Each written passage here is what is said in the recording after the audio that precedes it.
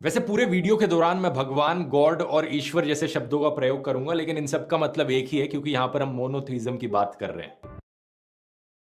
यहाँ पर ये भगवान, गॉड और ईश्वर जैसे लफ्ज़ों का इस्तेमाल करेंगे, लेकिन यहाँ पर इनका मतलब एक ही है क्योंकि ये मोनोथीज़्म है।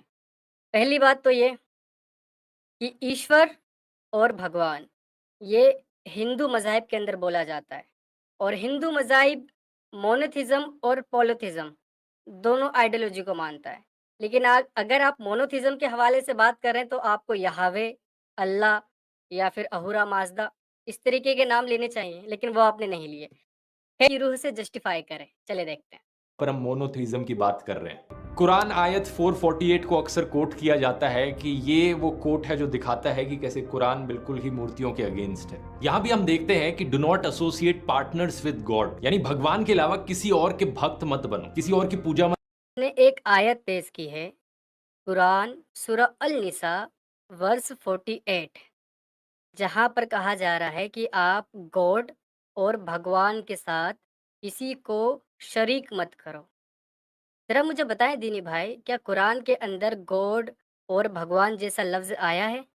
ये अगर ये दो लफ्ज आ जाते हैं तो फिर तो पूरा सिस्टम ही बिगड़ जाता है इस्लाम का।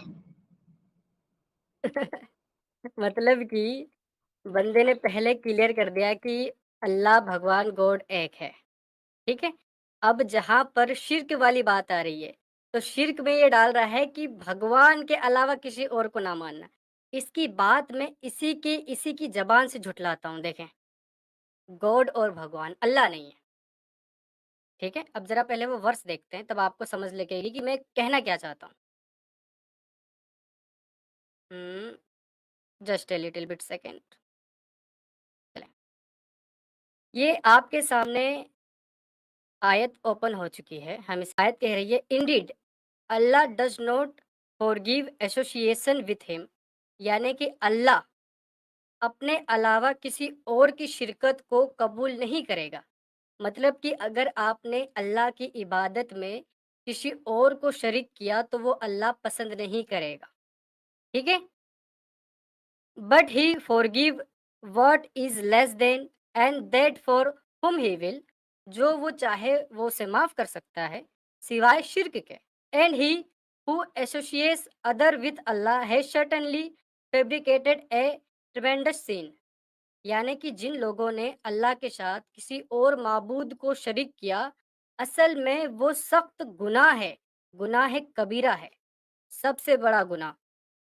सभी गुनाहों में सबसे बड़ा गुनाह है कि अल्लाह के साथ आप किसी को शरीक करो, यानी किसी और की इबादत करो।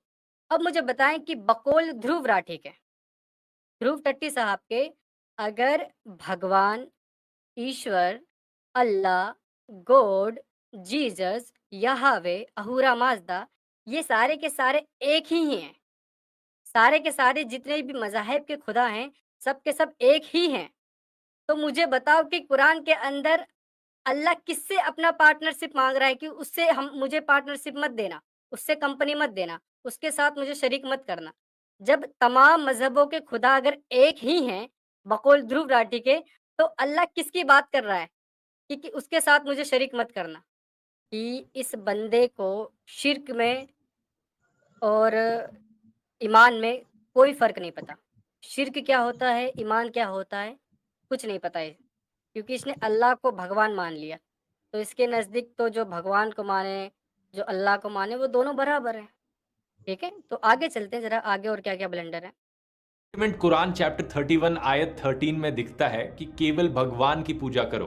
तो ये कहना कि सारे, यहां भी हम देखते हैं कि do not associate partners with God, यानी भगवान के अलावा किसी और के भक्त मत बनो, किसी और की पूजा मत करो। यही सेंटिमेंट कुरान चैप्टर 31 आयत 13 में दिखता है कि केवल भगवान की पूजा करो। तो ये कहना कि सारे, इसने सूरह लुक़मान का हवाला दिया कि केवल और केवल भगवान की पूजा करो। आपके सामने आ गई है सूरह लुक़मान, ठीक है? हुँ। इसमें जो लुक़मान है, when Luqman said to his son while he was instructing him, O my son, do not associate anything with Allah, ठीक है? अल्लाह के साथ किसी और को शरीक मत करना। सिर्फ और सिर्फ अल्लाह। एसोसिएशन इज ग्रेट इनजस्टिस, यानी कि जो अल्लाह के साथ शिर्क करता है वो सबसे बड़ा गुनाह कर रहा है। ठीक है, इसी तरीके से अगर आप उर्दू तर्जुमा देखें, ठीक है, यहाँ पर डॉक्टर इसरार अहमद साहब लिखते हैं, और जब कहा लुकमान ने अपने बेटे से, जबकि वो ऐसे इसे नसीहत कर रहा था कि ए मेरे बेटे, अल्लाह के साथ शिर्क मत करना, यकीनन शिर्क बहुत बड़ा जुल्म है, बहुत बड़ा गुनाह है। बेशक शिर्क करना यानी कि अल्लाह के अलावा किसी और की इबादत करना सबसे बड़ा जुल्म है, सबसे बड़ा गुनाह है। लेकिन इस बंदे का कन्फ्यूज़न यहीं से शुरू होता है कि इसने अल्लाह और भगवान दोनों को एक ही मान लिया है। ओ भाई, यही तो शिर्क है। और शिर्क क्या है? कि अल्लाह को सिर्फ़ अल्लाह मानो, उसको किसी के साथ शरीक ना करो और किसी खुदा के साथ एसोसिएट ना करो। लेकिन इसने तो मान लिया, मतलब इसने तो पहले ही शिर्क कर दिया कि अल्लाह और भगवान एक ही है। लो भाई। मत बनो, किसी और की पूजा मत करो। यही सेंटिमेंट कुरान चैप्टर 31 आयत 13 में दिखता है कि केवल भगवान की पूजा करो। तो ये कहना कि सारे मुस्लिम सारे नॉन मुस्लिम्स को काफिर मानते हैं, ये एक बहुत ही गलत नोशन है। तो ये कहना कि सारे मुस्लिम सारे नॉन मुस्लिम्स को काफिर मानते हैं, ये एक बहुत ही गलत नोशन है। चैप्टर 31 आयत 13 में दिखता है कि केवल भगवान की पूजा करो। तो ये कहना कि सारे मुस्लिम सारे नॉन मुस्लिम्स को काफिर मानते हैं, ये एक बहुत ही गलत नोशन है। तो ये कहना कि सारे मुस्लिम सारे नॉन मुस्लिम्स को काफिर मानते हैं, ये एक बहुत ही गलत नोशन है। जो लोग नफरत फैलाना चाहते हैं उन लोगों के द्वारा ऐसी चीजें फैलाई जाती हैं। जो लोग नफ़रत फैलाना चाहते हैं, उनके द्वारा ऐसी बातें फैलाई जाती हैं कि तमाम नॉन मुस्लिम काफ़िर हैं। जो नफ़रत फैलाते हैं, असल में उनके ज़रिए ऐसी बातें फैलाई जाती हैं। हैं? इसने तो साफ-साफ भाई दुनिया के तमाम मुस्लिमों को लाके कटघरे में खड़ा कर दिया। हाँ, मतलब कि यार हमारे पूरी की पूरी जो मुस्लिम कौम है, वो नफ़रत फैलाती है। हुँ। क्योंकि इसने तो यही कहा कि जो लोग ये कहते हैं कि जितने भी गैर मुस्लिम हैं, नॉन मुस्लिम, वो काफ़िर हैं, ऐसा कहने वाले लोग नफ़रत फैलाते हैं। तो उस हिसाब से तो तमाम उम्मत मुसलमान कटघरे में खड़ी हो गई, क्योंकि वही काफ़िर कहती है। हुँ? हुँ। और मज़े की बात पता है क्या है? मज़े की बात ये है कि इसने कहा कि जो गैर मुस्लिम है वो काफ़िर नहीं है, ठीक है? ये एक नैरेशन चलाया जा रहा है, क्या बोल नैरेटिव चलाया जा रहा है, ठीक है? कि हुँ। नफ़रत फैलाई जा सके। मुझे एक बात बताएँ कि जब इमाम अहमद रज़ा बरेलवी ने फ़तवा मारा देवबंदियों पर कि ये कुफ़्र इख्तियार कर रहे हैं, कुफ़्र पर चले गए। उसके बाद देवबंदियों हुँ। ने फ़तवा मारा बरेलवियों पर कि असल में ये काफ़िर हैं, ये मज़ार परस्त हो चुके हैं, ये मज़ारों से फ़ैज़ हासिल करते हैं। और फिर इन दोनों ने मिलकर अहले हदीसों पर फ़तवा मार दिया कि असल में ये भी काफ़िर है। मुझे बताएँ कि हर एक फ़िरके ने एक दूसरे के खिलाफ कुफ़्र का फ़तवा मारा, वो भी नफ़रत फैला रहे हैं, ठीक है? दूसरी चीज़, हुँ।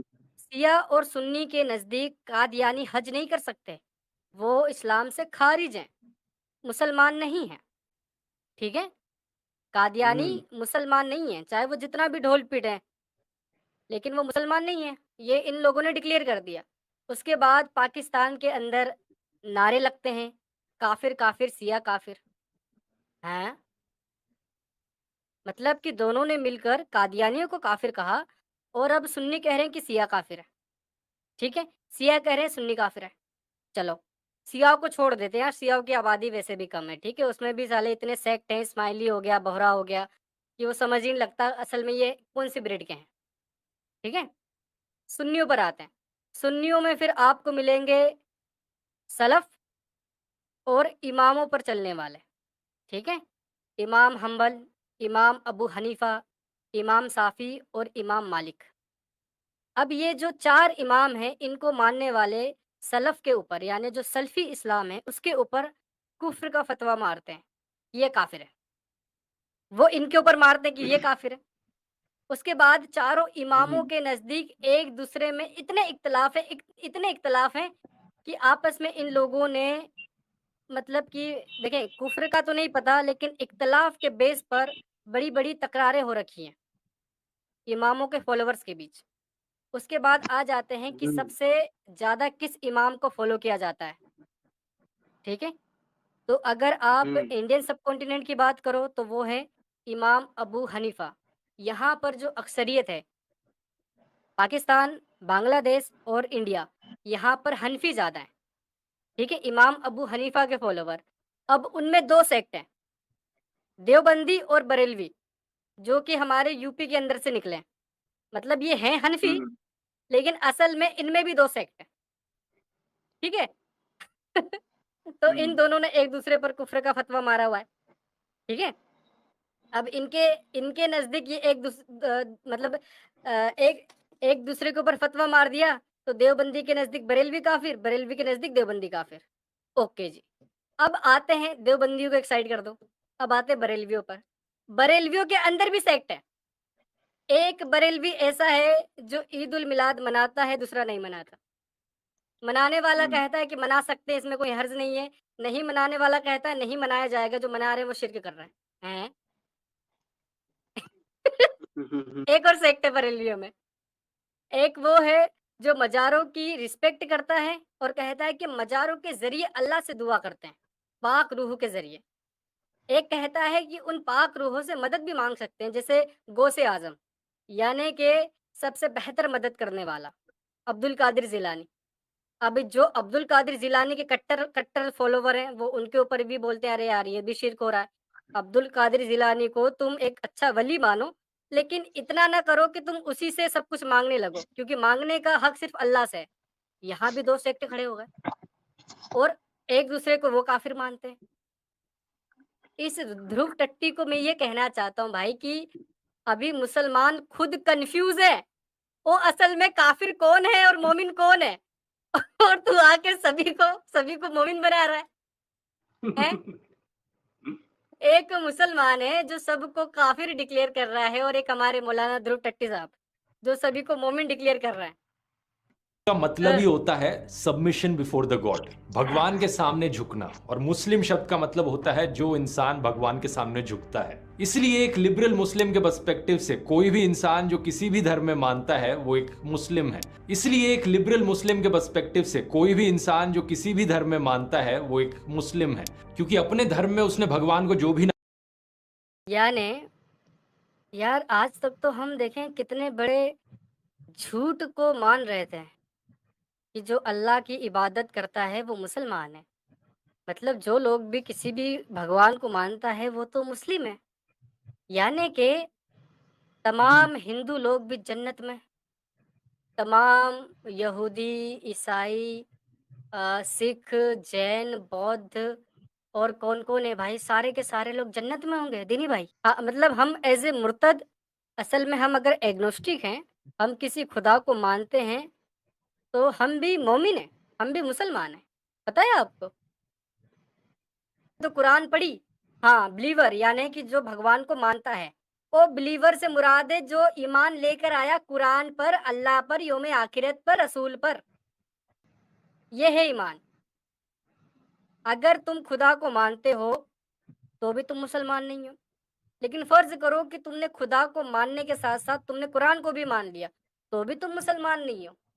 फ़र्ज़ करो तुमने तमाम अंबिया को मान लिया लेकिन मोहम्मद को नहीं माना, तो भी तुम मुसलमान नहीं हो। एट द एंड आपको मोहम्मद को और कुरान को कबूल करना पड़ेगा, तभी आप मुसलमान हो सकते हो। और अगर उसमें भी अगर आपने शिरकत कर दी या आपने मोहम्मद को और कुरान को कबूल कर लिया, लेकिन साथ में बोल दिया कि इसके बाद एक और नबी आया होगा, तो भी ये भी गैर इस्लामी काम हो गया, तो भी आप इस्लाम से खारिज हैं। जो लोग इस्लाम पर चलते हैं, उनको इस्लाम से निकाला जा रहा है, कुफ्र का फ़तवा मारकर, और ये बंदा तमाम गैर मुस्लिमों को मुसलमान बता रहा है। से कोई भी इंसान जो किसी भी धर्म में मानता है वो एक मुस्लिम है, क्योंकि अपने धर्म में उसने भगवान को जो भी नाम दिया है वो उस भगवान की पूजा कर रहा है और भगवान के सामने झुक रहा है। और ये मेरा कोई पर्सनल ओपिनियन नहीं है, एक्चुअली में ऐसा है। और ये मेरा कोई पर्सनल ओपिनियन नहीं है, एक्चुअली में ऐसा है। ये इसका पर्सनल ओपिनियन नहीं था, नाज़रीन, अगर आप लोग सोच रहे होंगे, ये इसको भी मैंने 2 बार मैंने आपको सुनाया। इसका पर्सनल ओपिनियन नहीं है। अगर आप लोगों को लग रहा होगा कि इसने चलो भगवान अल्लाह को एक किया, तो तमाम गैर मुस्लिमों को भी मुसलमान बता दिया, तो इसका पर्सनल ओपिनियन होगा। नहीं, वो खुद कबूल कर रहा है कि ये मेरा पर्सनल ओपिनियन नहीं है। असल में ऐसा ही है कि हमारे भाई का कहना है कि अगर आप इस्लाम की तमाम चीज़ों को कबूल कर लें, यौम आखिरत को, कुरान को, मोहम्मद सल्लल्लाहु अलैहि वसल्लम को, तमाम अंबियाज़ को, लेकिन अगर आप बोल दें कि जो शैतान का जो हवाला दिया जा रहा है, ठीक है? हाँ, अगर आप बिल्कुल, उसको इनकार कर दें, तो भी आप मुसलमान नहीं हैं। बिल्कुल, अगर आप बोले कि मैं एग्ज़ैक्टली यही शैतान मैं को नहीं कहना मानता कि शै जी, मतलब अगर हाँ, शैतान बिल्कुल। को भी नहीं मान रहे आप हाँ, कि शैतान वग़ैरह कुछ हाँ, होता है, शैतान को इनकार कर दे तो भी आप मुसलमान नहीं हैं। कि अगर कोई बंदा शैतान के तसव्वुर को इनकार कर दे कि ये जो शैतान, इब्लीस लोगों को वसवसे डालता है, अल्लाह के दीन से भटकाता है या फिर इसका अल्लाह के साथ कोई चैलेंज चल रहा है, तो अगर किसी ने इस चीज़ को भी इनकार कर दिया तो भी वो मुसलमान नहीं है। और अगर फरिश्तों का भी इनकार कर दिया तो भी गई भैंस पानी में। हाँ? तो भी भैंस पानी में। तो जहन्नुम का तैयारी किया जाए। देखें, इसमें तैयारी ज्यादातर करनी चाहिए आप लोगों को इस चीज की कि मिल के पहले उस फिरके का पता लगाया जाए जो जन्नती है। कहीं ऐसा ना हो कि 72 फिरके यूं ही गफलत में मारे जाएं। यहाँ भी जिंदगी नरक, ऊपर भी डायरेक्ट नरक में। अब देखिए तो ना, एक ही कोशिश तो फिरका आप जन्नत लोगों में की इस जाएगा, चीज कौन की सा होनी फिरका? चाहिए। हैं? वो कौन फिरका है? 73 में एक ही जन्नत में जा रहा है, तो कौन फिरका तो है? तो वही तो मैं बोला हूँ कि वो आप लोगों को तो पहले यही पता लगाना चाहिए। ठीक है, क्योंकि अगर कहीं जिहाद में अगर पहले भी गए तो पता चला दूसरे फिरके के थे। यहाँ भी पहले गए, ऊपर भी पहले जाओगे, क्या मतलब बनेगा? हम्म, जिंदगी भर रोजे नमाज पढ़ोगे, यहाँ भी जिंदगी नरक है। ठीक है, पता चला ऊपर गए तो पहले हम्म। गए फिर। तो पहले मिल बांट के आप लोगों को ढूंढना चाहिए वो जन्नती फिरका है कौन सा, उसमें शामिल होइए। और उसके बाद भाई दिन भर रोजे रखने, दिन भर रोजे रखिए, दिन भर नमाज पढ़नी, दिन भर नमाज पढ़िए। जो करना अब है देखिए करिए। ना, अगर आज एक में भी अरेबिया में बहुत से और धर्म हुआ करते थे। अगर आप कुरान चैप्टर 2 वर्स 62 देखोगे तो उसमें ज्यूज, क्रिश्चियंस और साबियंस को काउंट किया गया है अमंग द बिलीवर्स, कि ये वो लोग हैं जो भगवान में विश्वास रखते हैं। इसमें मेंशन किया गया है लड़ाई के बारे में, लड़ाई उन लोगों से जो सिर्फ एक मूर्ति को भगवान मानते हैं। इसमें मेंशन किया गया है लड़ाई के बारे में, लड़ाई उन लोगों से जो सिर्फ एक मूर्ति को भगवान मानते हैं। लेकिन एक चीज मेंशन करनी अभी मुझे बताएँ कि जो मक्का के मुशरिकीन थे, ठीक है? क्या वो सिर्फ़ एक ही मूर्ति की इबादत करते थे? हाँ, दीनी भाई? नहीं। हाँ, इसने क्या कहा कि कुरान के अंदर आया है कि उनसे लड़ाई करना है जो एक मूर्ति को अपना खुदा मान बैठे हैं, ठीक है? पहली बात तो ये कि एक मूर्ति नहीं, कई सारी मूर्तियाँ थी। अगर तुम बोलो कि किसी मूर्ति को खुदा मानना गलत है, ठीक है? तो उस हिसाब से तो यार देखें, ईसाइयों पर भी इल्ज़ाम लगता है, बौद्धों पर भी लगता है, जैन भी मूर्ति बनाते हैं, हिंदू भी बनाते हैं। किस हिसाब से फिर आपने उनसे कुफ़्र का टेग हटा दिया? हुँ? और इसने क्या कहा कि जो सेबियन हैं, जो नसरानी हैं या फिर जो यहूदी हैं, वो बिलीवर में उनको बताया गया है कि ये भी बिलीवर हैं। एक्चुअल में उन्हें अरबी में अहले किताब कहते हैं, जिनको पहले किताबें दी गईं, जिसमें से नसरानी यानी कि जिन्हें ये क्रिश्चियन कहते हैं और दूसरे यहूदी यानी ज्यूज़, अहले किताब कि इनको किताब दी गई थी और इनमें नबी आए थे, मूसा और ईसा। लेकिन क्या वो काफ़िर नहीं है? क्या उन्होंने कुफ़्र नहीं कर दिया? कुरान इसके बारे में भी बताता है। कुरान इनके बारे में भी बताता है कि हाँ, इन्हें किताब दी थी लेकिन कैसे इन्होंने किताबों में तब्दीलियाँ की हैं और ये करप्ट हो चुकी हैं। इसके बारे में भी कह रहा है कुरान तो। कैसे ईमान से ये लोग फिर गए। कैसे यहूदियों ने कौम मूसा ने एक गाय के बछड़े को अपना खुदा बना लिया था, तो अल्लाह ने उन पर अज़ाब डाला। हाँ, और हिंदू लोग तो गाय की पूजा करते हैं। और अल्लाह मियाँ तो अभी नींद में है ना। हाँ, मैं ये कह रहा हूँ कि इसने अहले किताब को ईमान वालों में कंसीडर कर दिया, ठीक है? अहले किताब के ताल्लुकात से कुरान कहता है कि जिन्हें पहले किताब दी गई, लेकिन जैसे कि कौम मूसा का वाक़या है कि उन उन लोगों ने बछड़े की इबादत कर ली, तो अल्लाह ने अज़ाब डाला, ठीक है? यानी कुफ़्र कर दिया। तो भाई यही कुफ़्र तो हिंदू भी करते हैं। हिंदू क्या गाय की इबादत नहीं करते? गाय की पूजा करते हैं बाकायदा, आरती भी करते हैं, लेकिन वो काफ़िर नहीं है, बकौल इस इंसान के। बकौल नहीं, बकौल इस बकलोल के। हाँ, यार कुरान ही आपकी वजाहत कर रहा है भाई। कुरान अहले किताब को ईमान वाला कहता है, लेकिन उस कॉन्टेक्स्ट में कि जिनको पहले किताबें दी गई थी, जिनके पास पहले नबी पहुँचाए गए थे। लेकिन अब वो कुफ़्र कर रहे हैं। अब वो असल जो उनका जो अकायद था उससे फिर चुके हैं। लेकिन इसने कहा कि वो भी ईमान वाले, मतलब वो भी मुस्लिम है। ओ भाई! यहूदी भी मुस्लिम है, क्रिश्चियन भी, सेबियन भी, सारे के सारे मुस्लिम है यार साला, हमें ही आज पता चला है। नहीं वो उसी की माँ-बहन कर दी, ठीक है? अगर किसी 2 बिल्कुल सर। साल का बच्चा होता ना, किसी मुसलमान के 2 साल के बच्चे से जाके पूछ लेता कि ईमान में और कुफ़्र में क्या फ़र्क है, वो आपको बता देता। बिल्कुल। इसकी देखें, रिसर्च करता है फिर वीडियो बनाता है, ये क्या रिसर्च है तुम्हारी? कुछ इसने नहीं, वैसे इंग्लिश पॉपुलर। इंग्लिश में पढ़ लिया होगा। हाँ, सोहेल भाई इंग्लिश में पढ़ लिया डिसबिलीव और बिलीव, तो इसने सोचा बिलीव हाँ, यानी जो खुदा में यकीन करते हैं, डिसबिलीव यानी एथिस्ट। हो गया काम। बिल्कुल।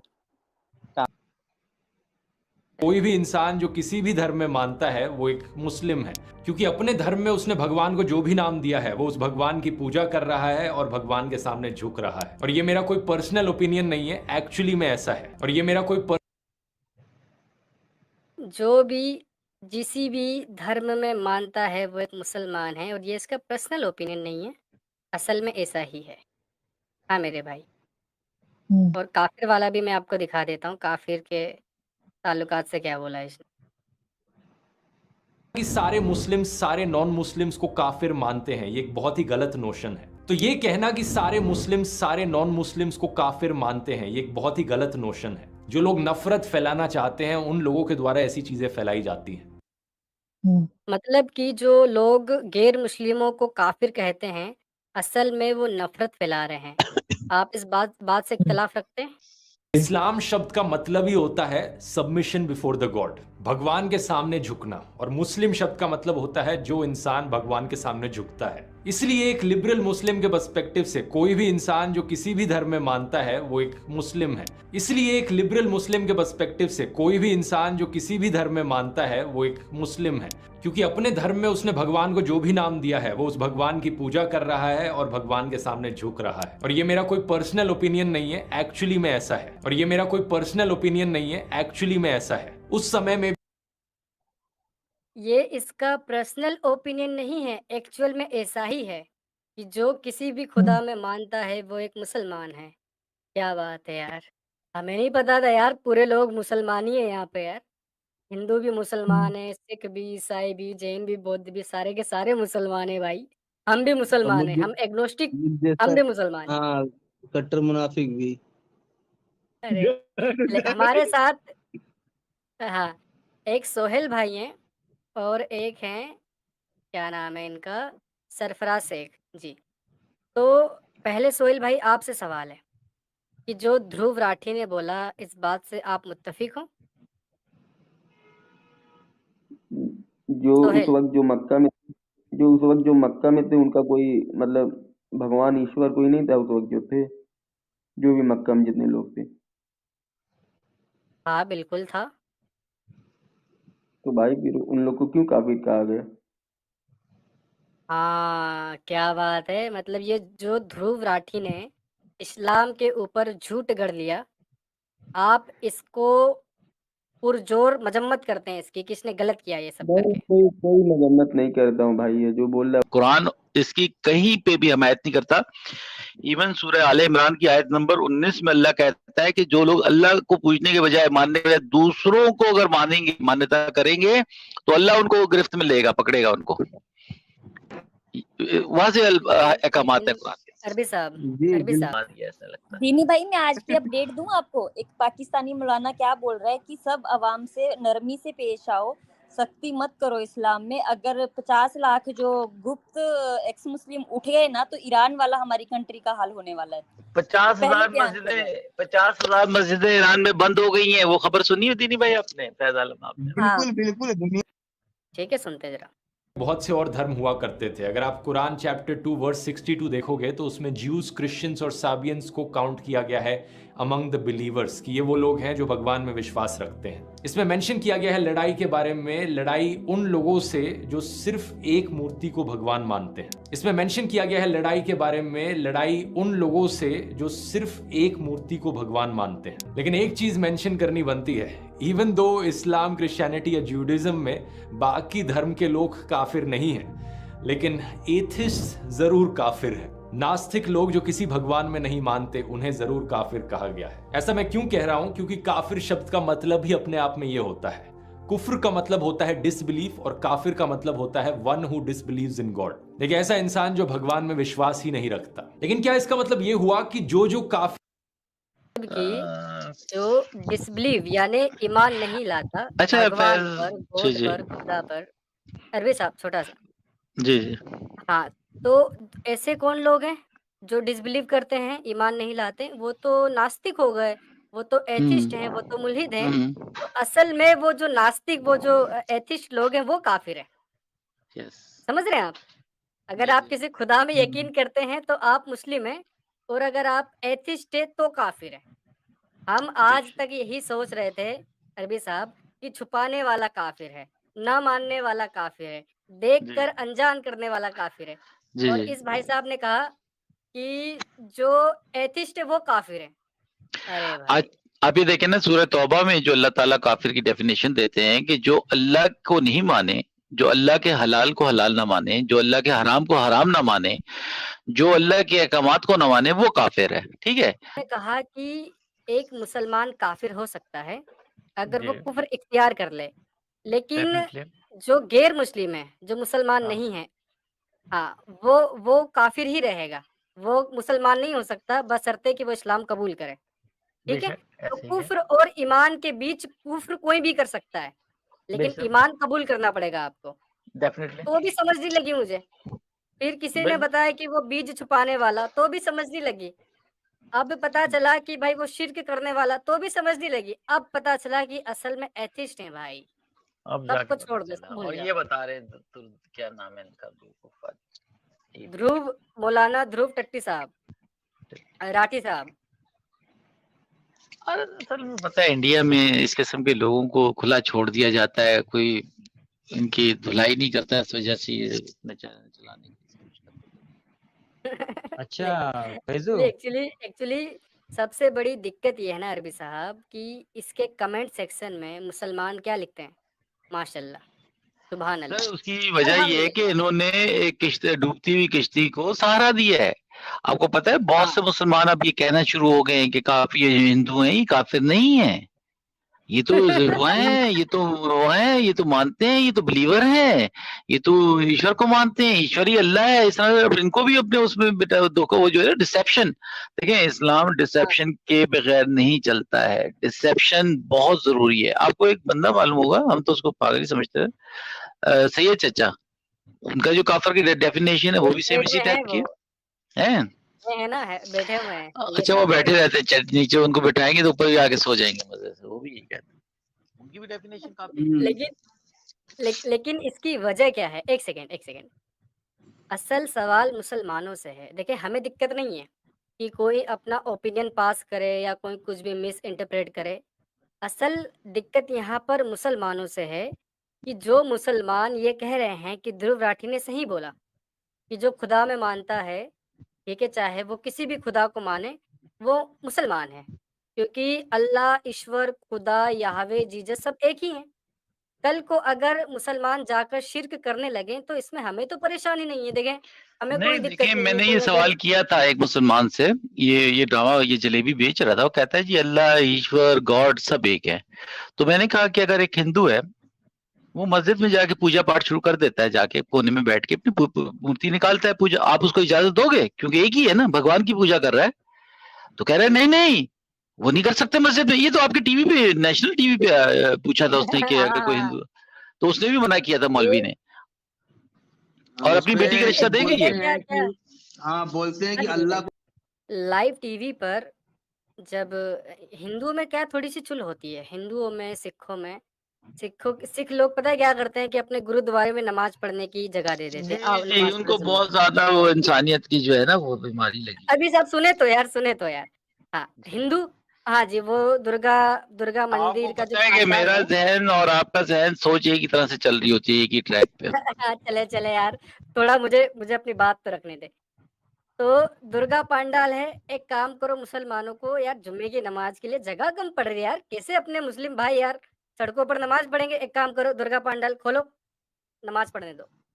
हाँ, लेकिन कोई अगर हिंदू बोल दे कि या कोई सिख बोल दे कि यार चलो एक मर्तबा हम जाकर अपने खुदा का नाम ही जप लें वहां पे, चलो मूर्ति छोड़ दो, क्योंकि हिंदुइज्म में बगैर मूर्ति के भी इबादत हो सकती है। कोई हिंदू जाकर वहां पर हरे हरे कृष्णा बोलने लगे, क्या ये चलेगा मुसलमानों को? नहीं चलेगा सर। वो तो बहुत दूर की बात है। आपको पता होगा फैजू के एक कंपेन शायद आपको याद हो, दीनी भाई को याद हो, कि इन्होंने व्हाट्सएप पे और सोशल मीडिया पे चलाई थी कि जो हम लोग देते थे ना, हैप्पी दिवाली कह देते थे या हैप्पी क्रिसमस कह देते थे, उन्होंने यहाँ तक कह दिया कि जो ये कर रहा है वो भी गुनाहगार हो रहा है, जो हैप्पी दिवाली कह रहा है, जो हैप्पी क्रिसमस कह रहा है। ये मीम चले थे वहां पे पूरे, जो मेरे पास अभी एक पुराने अकाउंट में मैं खोलूंगा तो मैं आपको निकाल के दिखा दूंगा कि जो किसी को विश करेगा इनकी, वो भी गुनाहगार होगा और इस्लाम के पकड़ में आएगा। ये इतने नीचे तक जाते हैं ये लोग, क्या विश तक नहीं कर सकते? मुझे नए साल की मुबारकबाद मत दो, मेरा नया साल मुहर्रम से शुरू होता है। हाँ, ये भी आया था। दीदी भाई ने बिल्कुल सही याद दिलाया कि मुझे मुबारकबाद ना दो, हैप्पी न्यू ईयर नहीं कहो, हैप्पी क्रिसमस नहीं कहो, हैप्पी दिवाली नहीं कहो। मोहम्मद रुपी भाई जी सर। हाँ, एक बार एक आदमी से मेरे एक सवाल पूछा कि अगर मैं पूरा इस्लाम मानता हूँ, अच्छे से फॉलो करता हूँ, नमाज पढ़ता हूँ, रोजे रखता हूँ, लेकिन मेरी एक ऐसी गलती है जो कि अल्लाह को क्या बोलते हैं, नज़रअंदाज करनी है। वो गलती ये है कि मैं किसी हिंदू के घर में पला बड़ा और उन्होंने मुझे इजाज़त दी कि हाँ तुम अपना धर्म फॉलो करो, और गलती से ऐसा हो गया कि अब वो उनके घर में पूजा पाठ चल रही है और उन्होंने जो है मुझे प्रसाद खिलाया, तो क्या मुझे खा लेना चाहिए या फेंक देना चाहिए? तो उन्होंने कहा कि नहीं वो तो शिर्क हो गया। मैंने बोला यार इतनी सी गलती मेरे अल्लाह माफ़ नहीं करेगा? उनके पास कोई जवाब नहीं था। सर वो सही कह रहे हैं। सूरह बकरा आयत नंबर 223 में अल्लाह ताला फरमाता है कि जो किसी और के नाम के अगर कोई हो ना तो प्रसाद या इस टाइप की कोई चीज है वो आप पे हराम है, तो आप हराम चीज खा रहे हैं।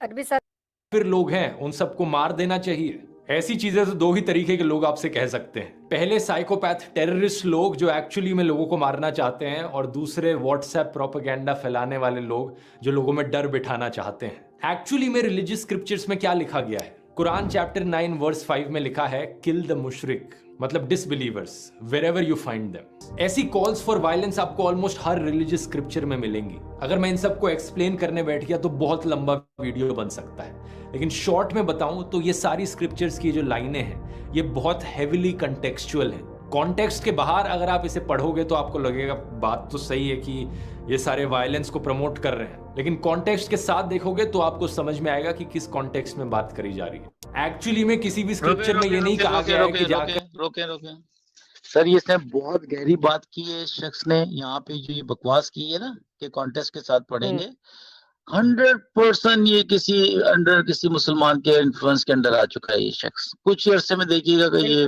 मुझे ऐसा लगता है कि ये क्या देगा जी मैंने कलमा पढ़ लिया, ये अंदर खाने में मुसलमान हो जाएगा। हेलो मोहम्मद अरबी भाई, इसने एक इंटरव्यू में बताया था कि एक एथियस्ट है, एक इंटरव्यू में बताया था, ये किसी रिलीजन को नहीं मानता है, ऐसा एक इंटरव्यू मैंने देखा बहुत पहले का।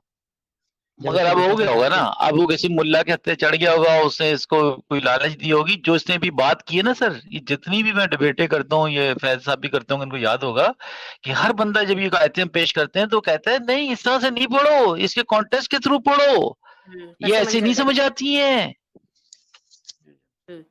अच्छा, इसमें आप देखें कि इस बंदे ने वही आयत पेश करी जिस पर अक्सर ना गैर मुस्लिम सवाल खड़े करते हैं, मतलब वो सूरह तौबा की वर्स 5, ठीक है? यस उसका कॉन्टेक्स्ट आप देखें पसे मंजर, तो वहाँ पर आएगा कि वो जो हराम जो महीने होते हैं वो गुजर जाएं उसके बाद, ठीक है? जी जी लेकिन अगर सूरह तौबा में आप आगे जाएं, फिर आती है वर्स 29 या 29 28 में भी, हाँ, वहाँ पर आप उसका पसे मंजर, उसका कॉन्टेक्स्ट सब देख लें। आप अर्ली एरा की तफसीर देखें, आप मिडिल की देखें या अभी नई-नई देख रहे हैं। चाहे आप कुर्तबी देखें, तिबरी देखें, बीच में इब्न कसीर देख लें, ठीक है? और अभी आकर मुआदिदी की देख लें या मुफ्ती तकी उस्मानी की देख लें, डॉक्टर इसरार अहमद का बयानुल कुरान देख लें, सब देख लें। कॉन्टेक्स्ट वही है कि जो अल्लाह को ना माने, उससे लड़ो। क्योंकि वो आखिरी वाहिद सूरा है जिस पर बिस्मिल्लाह हराम हुई है, वहाँ पर खुला ज़िक्र है कि अब लड़ना है। आप बेशक उसका कॉन्टेक्स्ट भी देख लो तो भी लड़ाई का ज़िक्र है। लेकिन इस बंदे ने उस वाली आयत को कोड नहीं किया। सूरह तौबा में एक आयत तो नहीं है, बहुत है आगे चलते तो देखिए 9 बेशुमार की आयतें हैं। 123 में भी है, लड़ो अपने पड़ोसी में 123 जो भी है। मुशरिक है इनको मारो। यस 123 में भी है, हाँ, पड़ोसी उसको और पहले कत्ल करो। हाँ, और बाकायदा उसमें हवाला भी है तफसीर में, इब्न कसीर आप पढ़ें कि मोहम्मद सल्लल्लाहु अलैहि वसल्लम ने पहले मदीना मुनव्वरा पर कब्ज़ा किया, ठीक है? उसके बाद आस-पास के कबीले हथियाए, उसके बाद फ़तेह मक्का किया, उसके बाद यमन को फ़तह किया, उसके बाद ओमान और पता नहीं 2-4 और जो छोटे-छोटे अरब के जो शहर थे उनको फ़तह किया और उसके बाद गज़वाए रोम की तैयारी कर रहे जी हैं? और रोम के लोगों को क्या इनके बारे में पता था ये कौन है? गुठली कौन है? चूसने वाले लोग, पता भी नहीं था जी उनको तो। लेकिन ये लोग, प्यारे नबी उन पर अटैक करने का प्लान बना रहे कि अब उन पर कैसे हम अटैक करें, रोम को कैसे हम शिकस्त दें। यस साफ-साफ वहाँ पर लड़ने का ज़िक्र है। अभी लेकिन इस बंदे ने जो बात की है, ये देखें हर एक आम मुसलमान आकर यही कहता है, पस मंज़र देखो, आगे-पीछे की आयत देखो, उसके अलावा आपको कोई दलील नहीं। जी फैज मैं आपको बताऊं कि मैंने शमीम साहब, मौलाना जस्टिस और समीर के हमने स्ट्रीम पे हमने इतना इस पे एम्फेसाइज किया, इतना स्ट्रेस किया सिर्फ इस बात पे, एग्जॉस्ट किया इस टॉपिक को, इस प्रूफ पे कि जितनी भी जंगें हुई हैं, जितने भी कत्ल गारत करी हुई है, वो मोहम्मद सल्लल्लाहु अलैहि वसल्लम ने खुद करवाई हैं। इन्होंने शुरू में जब मदीना गए और वहां पे 4-6 महीने जब उनका हालत फाइनेंशियल खराब हुई तो इन्होंने 8 गजवात किए। गजवात उनपे किए जो तजारती काफिले गुजरते थे उनके ऊपर अटैक करवाया, उनको कत्ल किया गया, मारा गया। आखिर में जो 8वां जो काफिला इन्होंने जब उस पे अटैक किया तो फिर कुफार जो है उसका बदला लेने के लिए वो बदर पे जो जंग हुई थी वो इसलिए आए बेचारे। अब आप एक के धड़ाधड़ अटैक किए जा रहे हैं बगैर उसके तजारती काफिलों पे। वो कोई फौजी इन्वेशन नहीं था, वो आर्मी नहीं जा रही थी वहां पे उनकी, वो तो बेचारे तजारती काफिला लेके जा रहे थे। तो इन्होंने आपने बिल्कुल जो भी सीक्वेंस बांधा है ना और रोम तक गए हैं वो बिल्कुल ऐसा ही है कि रोमी इनको चैलेंज कर रहे थे, क्या ईरानी इनको चैलेंज कर रहे थे, क्या मिस्री इनको चैलेंज कर रहे थे। इंडिया के बारे में जो कहा कि जो हिंद पे हमला करेगा वो जहन्नम की आग से बचेगा, क्या वो इनको चैलेंज कर रहे थे। कंटेस्ट कहते हैं, ये मौसूफ कह रहे हैं यार। हाँ, और अरबी साहब आपकी आवाज़ चली गई। हाँ, दूसरी बात जी ये हिंदी भी में है। मैं आपको हाँ, मैं ये कह रहा था, दूसरी बात ये भी है कि एक हदीस है जो मेरी नज़रों से गुज़री थी कि जब फ़ारस और रोम के बीच यानी पर्शियन एम्पायर और रोमन एम्पायर के बीच तनातनी बढ़ रही थी, तब मोहम्मद साहब ये दुआ कर रहे थे कि काश आतिश परस्त लोग जो सूली परस्त हैं यानी जो क्रिश्चियन हैं, वो हरा दे किनको? ये पारसियों को, क्योंकि आतिश परस्त लोग हैं और जी रोम जी जो कि क्रिश्चियन है, सूली परस्त है, वो तो अहले किताब हैं। तो जी जी अहले किताब लोग जीत जाएँ। हाँ, तो पहले फ़ारस वो फ़तह कर लेंगे, उसके बाद हम इन पे अटैक कर देंगे। हम अटैक समझ रहे हैं? करेंगे बिल्कुल। ये यस वो हाँ, वीक हो गए थे ना आपस में लड़के वो लोग। बिल्कुल। तो तो ये देखें, मैं यही कहूँगा कि जो चूरन की गोली एक आम मुसलमान आकर देता है, कॉन्टेक्स्ट, पस इसने मंज़र, खा ली साफ है, लिखा इसने कि ये गोली नहीं, इस शख्स ने गोला खाया है। अब मुझे लगता है ये जो बातें कर रहा है ना जिस तरीके से, ये तो लग रहा है कि मोमिन है, ये पक्का मोमिन बना हुआ है इस टाइम। तो ये केस ना पढ़ेंगे तो नजर वो सही नहीं आएगा, पर हकीकत में पढ़ेंगे देखेंगे तो पता चलेगा कॉन्टेस्ट के हिसाब से। ये तो मोमिन भी यही आके कहते हैं। हम्म, मेरा हमसे ये तो सवाल होता है कि एक अल्लाह जो जो 70 माओ से ज्यादा मोहब्बत करता है, एक नबी जो रहमत लिल आलमीन है, उसको ये चीज उनको जेबा देती है कि वो लोगों को कत्ल करने का, जहां देखो पाओ उनको हाथ पैर काटने का हुक्म देते हैं। उनसे ये भी तो कह सकते थे ना कि "ऐ समझ नबी रहे आप सब्र करें, आप दुआ करें मुझसे, इंशाल्लाह ये मुसलमान हो अरबी जाएंगे, साहब इंशाल्लाह इनके दिल पलट जाएंगे"। अरबी साहब, वो जी जालिम है ना, शिर्क जी करने वाला जुल्म कर रहा है, जी गुनाह जी। कर रहा है, तो एक दफा जालिम मैंने को कहा, एक गुनहगार सवाल को किया सजा था देना बनता है। जी, एक दफा मैंने एक मौलाना से सवाल किया कि जो इस्लाम में कुरान में कत्ल का मुशरिकीन को सजा दी गई है, तो उन्होंने पता क्या जवाब दिया था? उन्होंने कहा वो भी उसकी बेहतरी के लिए है। मैंने कहा वो कैसे? कहते हैं वो जितना जिएगा उतना गुनाह करेगा, अगर आप पहले ही मार देंगे, उसको कत्ल कर देंगे, तो वो उसके गुनाह कम हो जाएंगे। मैंने कहा वाह यार, हाँ, हाँ, जबरदस्त। इसमें बेगुनाह लोगों को मारना शुरू कर दो। बस ये अलग बात है कि हर धर्म में जो कट्टर लोग हैं, आतंकवादी हैं, वो जानबूझकर इन रिलीजियस स्क्रिप्चर्स को मिस इंटरप्रेट करते हैं, इनको तोड़ मरोड़ के इस तरीके से पेश करते हैं कि लोग वायलेंस करने को प्रभावित हो जाएं, लोगों के अंदर नफरत फैले। हमारे देश में हमें ऐसे महान इस्लामिक स्कॉलर्स देखने को मिलते हैं जैसे कि वहीदुद्दीन खान, जिन्हें पद्म विभूषण का अवार्ड दिया गया इंडियन सरकार के द्वारा साल 2021 में। ये कहते हैं कि Islam is the religion of peace and tolerance. इसी मैसेज को लोगों तक पहुंचाते हैं। और दूसरी तरफ लोग हैं जैसे कि आतंकवादी ओसामा बिन लादेन, जो लोगों का ब्रेन वॉश करते हैं ये कहकर कि इस्लाम में मारना सिखाया जाता है। फैजू, हाँ, बोले भाई, बोल दे। असल में जो इस्लाम है ना, वो इसने ही बताया है, ओसामा बिन लादेन ने। मैं ये चैलेंज के साथ बताता हूँ। हाँ, नहीं, मैं आपको ये कह रहा हूँ कि ये जो बूढ़े बाबा हैं, इनका नाम इन्होंने क्या बताया, याद हुआ आपको? नहीं नहीं नहीं, वही दो आपने दिन पता नहीं कुछ नाम ले रहे थे खबीस का, हाँ, मक्कार आदमी। चलें, चलें। अच्छा फैजू, इसने आपको कहा, याद है फैजू आपको अरबी याद साहब, है बात एक बात तो बात एक तो एक होने दो सवाल यार, एक बात। सवाल है मुझे आपसे, भूल जाऊंगा मैं। हुँ, वो एक हिंदुओं का भी एक किसी तरह का बूढ़ा सा आदमी है, वो आके बयान देता है कि इस्लाम तो बहुत अच्छा है, ये है, वो है। उसको सुना है आपने कभी, उस मुख्तार शख्स को? अरे वो इनके खरीदे हुए टट्टू होते हैं वो, टट्टू जी होते जी। हैं, मतलब खुद मतलब शिर्क भी कर रहे हैं, खुद टीका लगा रहे हैं, सब कुछ है, पॉलिटिक्स और कहेंगे कि Islam is the religion of peace, Islam ही वेदों का आखिरी निचोड़ है। जी जी, हैं? चलें कंटिन्यू करें। एक मैंने सुना है कि कुरान को पढ़ लें, 4 वेदों का आपको इल्म हो जाएगा। अबे तो तू अभी तक क्यों मतलब कि टीका-वीका लगा रहा है? तू क्यों अभी तक राम भक्ति कर रहा है? तू जा ना, कर ले सुन्नत अपनी। खुद नहीं कर रहा तू, लेकिन लोगों को इन्फ्लुएंस कर रहा है कि देखो मैं पंडित हूँ, मैं टीका लगाता हूँ, मैं भगवा कपड़े पहनता हूँ, और मैं आपको बता रहा हूँ कि चारों वेदों का निचोड़ कुरान है। अबे जब तुझे निचोड़ पता चल गया तो कुरान के हिसाब से ज़िंदगी गुज़र-बसर कर, मान ना कुरान को। जी सही कह चले, रहे हैं। मैं ये कह रहा था, हाँ, ये आचार्य प्रमोद कृष्णन, हाँ, इस बंदे का बयान है। इसने एक नात पढ़ी थी, जो ना हो मोहम्मद का वो हमारा हो नहीं सकता। ऐसे मुसलमान बंदे को तो झूमने मैं लगे।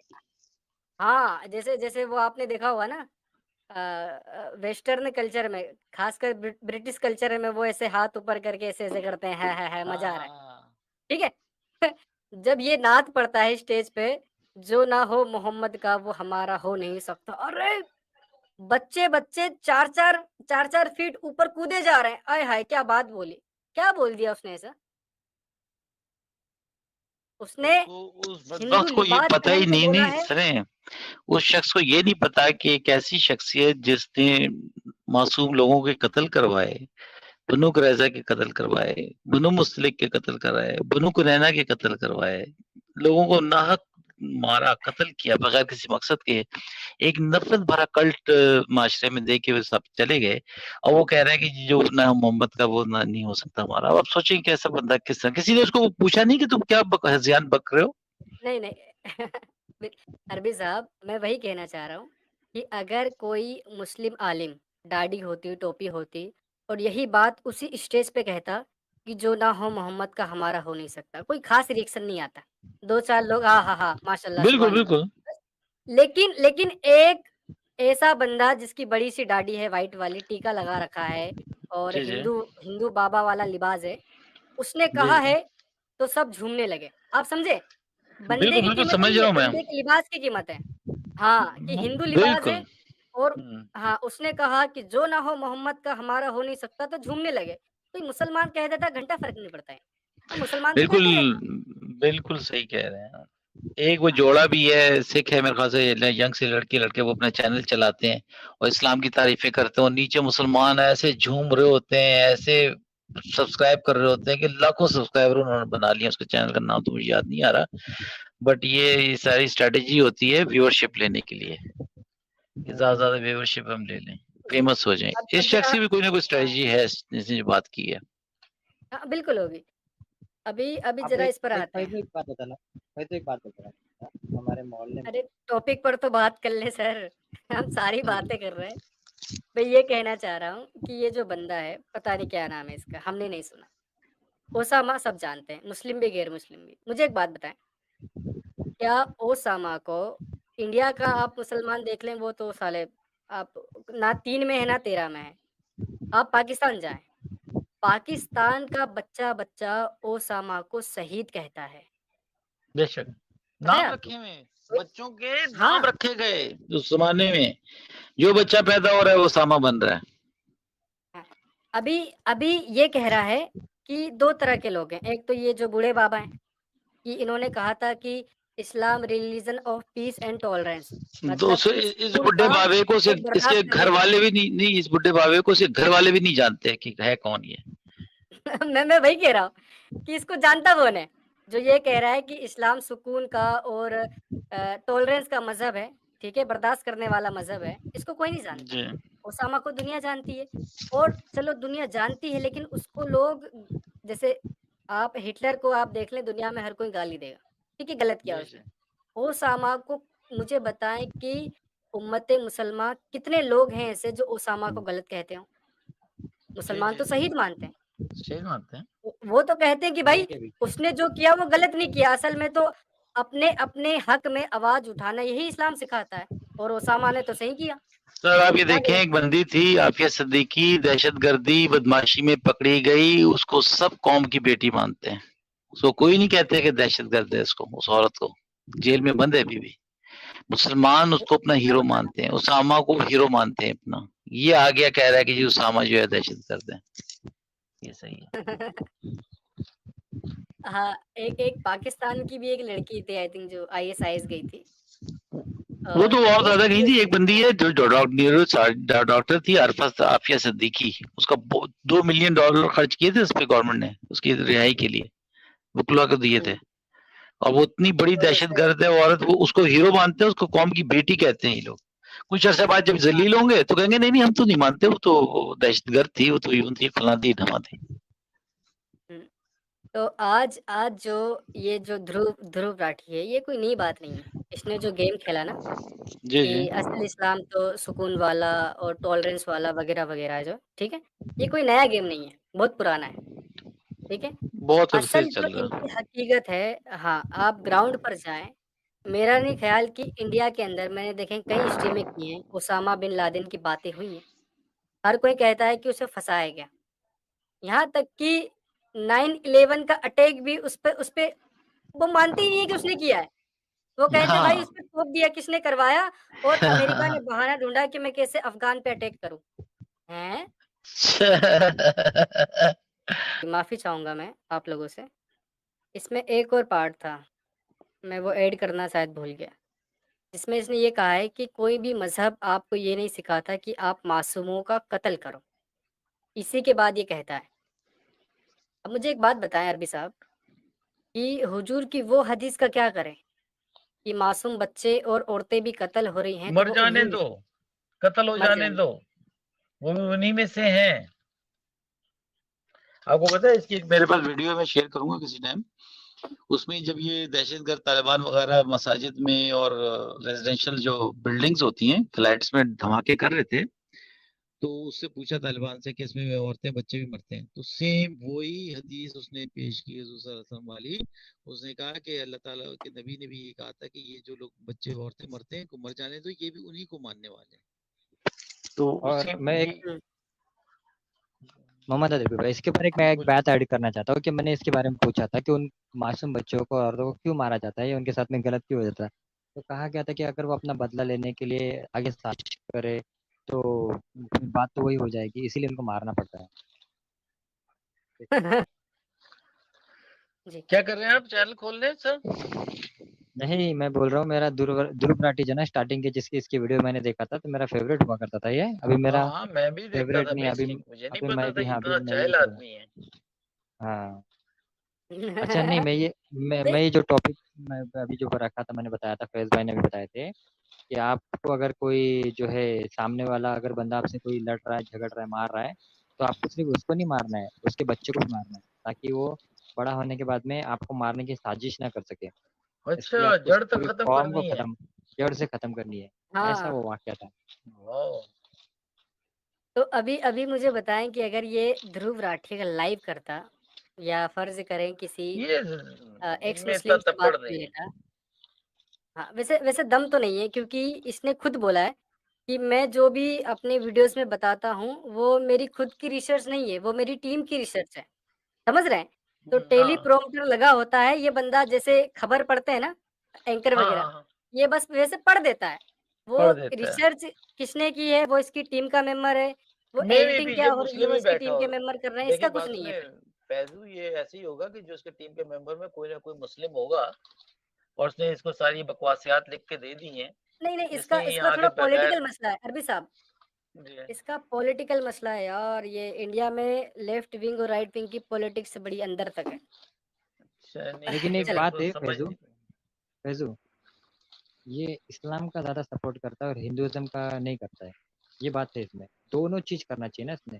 दोनों चीज़ को फॉलो करना चाहिए, ऐसा बोलना यार चाहिए इसमें। लेफ्ट मुझे मेरे भाई लेफ्ट की आप आइडियोलॉजी पढ़ लेना, जहाँ लेफ्ट होगा, कम्युनिज़्म होगा, वो इस्लाम के सपोर्ट में ही जाएगा। पूरी दुनिया में आप देख लो, इंडिया की बात है, ठीक है? चलें हम अपना पहला मौका दे रहे हैं अपने सीजे भाई को। अच्छा, सीजे जी भाई तो काफी पुराने हैं सर। नमस्ते, कैसे जी हैं आप सीजे भाई? बहुत बढ़िया, बहुत बढ़िया। आप कैसे हैं? जी फैजू भाई, आपने बिल्कुल बस सही बात अच्छा। बोली। ये जो ध्रुव राठी है, दिल से तो ये वामपंथी कम्युनिस्ट ही है। और ये मतलब ट्रेंड करता है खुद को कि मैं सेंट्रिस्ट हूँ, मैं थोड़ा रैशनल टाइप हूँ, लेकिन ये इसकी वीडियोस में दिख जाता है। मतलब अब ये ओपनली सब कुछ बोलता है हर रिलीजन के अगेंस्ट, लेकिन इस्लाम के खिलाफ डर लगता है बोलने में इसको। हम्म। या तो डर लगता है या फिर ये पेड़ है। इसमें से और कोई तीसरा ऑप्शन तो, जैसे कम्युनिज्म और इस्लाम ये आपस में डेमोक्रेसी या किसी और चीज के अगेंस्ट साथ में लड़ते हैं, और जब एक कोई भारी होता है, एक दूसरे को निपटा देते हैं फिर बाद में एंड में। इनको पहले सबको मिलके हुँ, एक साथ बात अपना पूरा अपना पहले इनको अपना वो इस्टेब्लिश करना है खुद को, इनको आपस में, इनका गेम सारा यही है। अब जैसे ईरान में भी कम्युनिस्ट और ये आपस में रेवोल्यूशन कर रहे थे, बाद में खा गए वो। और जहाँ पे कम्युनिज्म होगा वहाँ पे इस्लाम नहीं होगा, जहाँ पे इस्लाम होगा वहाँ पे कम्युनिज्म नहीं होगा। फिर भी पता नहीं साथ में कैसे कोएग्जिस्ट करते हैं ये लोग। इनका अपना ही एक इको, हाँ, पता नहीं बाद ये में आप देख लें नहीं। अगर हाँ, जी।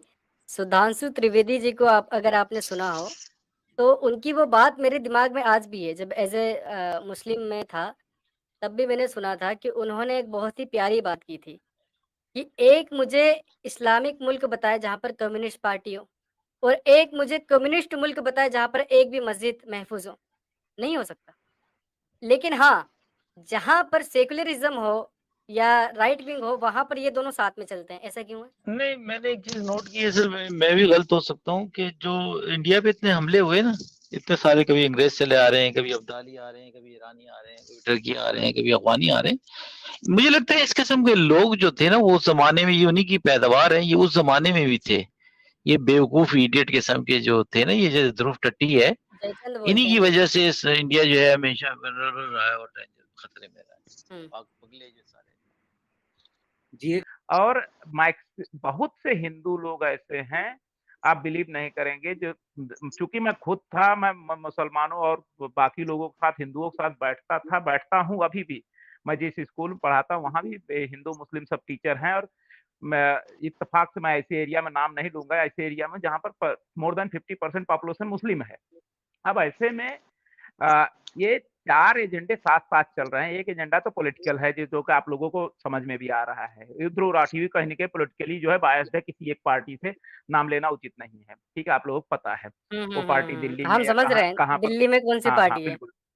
बिल्कुल, बिल्कुल। दूसरा दूसरा एजेंडा इसका जो है अपना मॉनेटरी एजेंडा है कि इसको पैसे कमाना है यूट्यूब से, और ऐसे ऐसे कंट्रोवर्शियल चीज़ों में इंटर होने से क्या उसके सब्सक्राइबर बढ़ेंगे और अच्छा खासा पैसा आएगा, उसकी पब्लिसिटी बढ़ेगी। तीसरा जो सबसे बुरा जो लगा, जिस चीज को आप लोग एक्सपोज कर रहे हो, जिसको मुझे अप्रिशिएट करना चाहिए कि ये लोग जो है जहर बो रहे हैं, और एक हिसाब से देखा जाए तो मतलब उस गंदगी को प्रमोट कर रहे हैं, और उसको जो है कंटिन्यू करने में, जिसके कारण से हिंदुस्तान हजारों साल गुलामी झेला, और आज भी जहनियत के तौर पर गुलाम ही मैं मानता हूं ऐसे लोगों को, कम से कम उसको ये लोग प्रमोट कर रहे हैं, उस जहर को कंटिन्यू कर रहे हैं। ये तीसरा इनका ये है। चौथा, जैसे अभी भाई ने बोला भी कि ये एक जो कम्युनिज्म का एजेंडा है, और अर्बन नक्सल और ये सब टर्म्स तो बड़े कॉमन हो चुके हैं।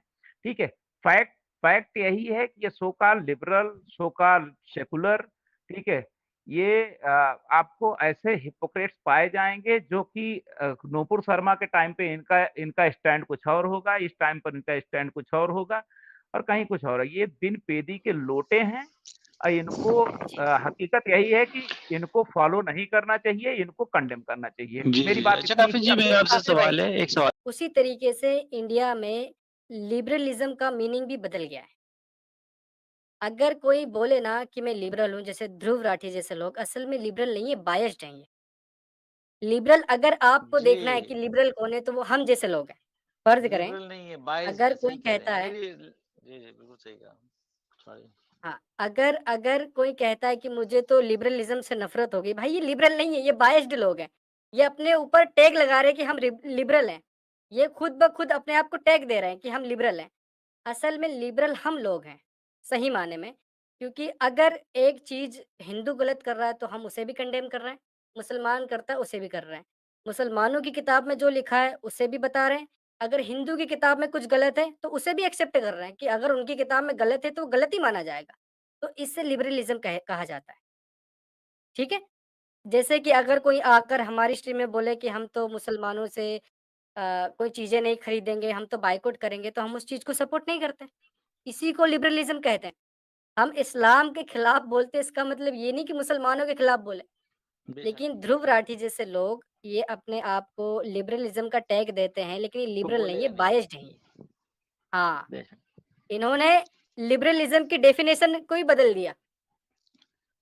समझ रहे जी, हैं आप? बेशक। जी।